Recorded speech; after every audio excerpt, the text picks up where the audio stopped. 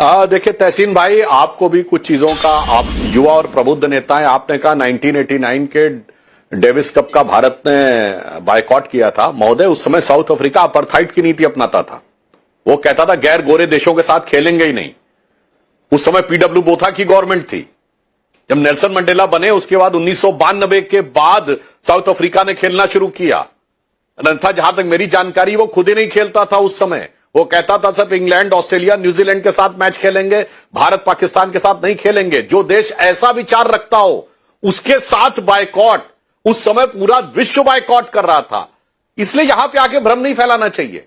और 89 में आईसीसी का वर्ल्ड कप भारत में नहीं हुआ था, 87 का वर्ल्ड कप भारत में हुआ था और भारत पाकिस्तान ने ज्वाइंट किया था। भाई साहब, 83 के वर्ल्ड कप के 4 साल बाद होता है वर्ल्ड कप, 87 में हुआ। और सुनिए, उसका वर्ल्ड कप का फाइनल ड्यू था कलकत्ता में, और कोई जाके चेक कर ले, यह तय हुआ था कि अगर पाकिस्तान फाइनल में पहुंच जाएगा, अगर भारत और पाकिस्तान में फाइनल होगा तो लाहौर में होगा।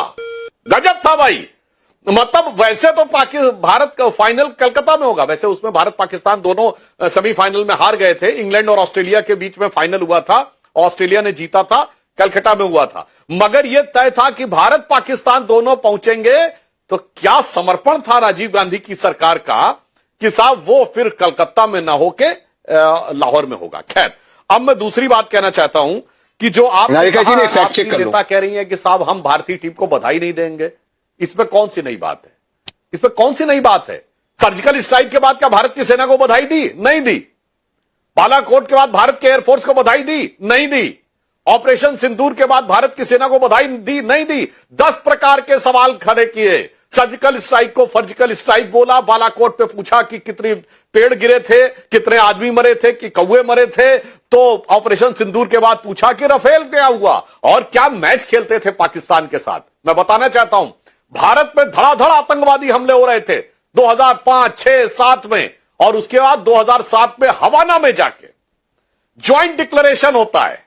और क्या कहते हैं साहब कि पाकिस्तान भी आतंक से पीड़ित है जैसे हम। वाह, क्या हाइफनेशन किया पाकिस्तान के साथ, अपनी क्या जोड़ी बनाई। 26/11 के हमले के 9 महीने बाद जुलाई 2009 में न्यूट्रल डेस्टिनेशन इजिप्ट के शर्म अल शेख में जाकर पाकिस्तान के साथ ज्वाइंट डिक्लेरेशन साइन होता है। कहते हैं आतंकवाद से शांति वार्ता प्रभावित नहीं होगी। फिर कह रहा हूं, न्यूट्रल डेस्टिनेशन इजिप्ट के शर्म अल शेख में 26/11 के 9 महीने बाद 2009 में। और इतना ही नहीं, बलूचिस्तान उसका हिस्सा बनता है ज्वाइंट डिक्लेरेशन का। और हम इसको बताना चाहते हैं, यहां सिर्फ बाइलेटरल यूनिलेटरल का विषय नहीं था। मैच यूएई में हो रहा था। यूएई से भारत के संबंध बहुत अच्छे हैं।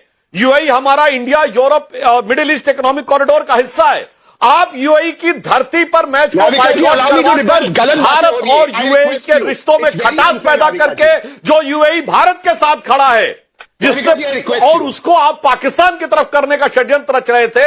यानी इससे एक बात साफ हो जाती नाविका जी, गठबंधन का इंडिया रख लेने से दिल में इंडिया नहीं हो जाता है।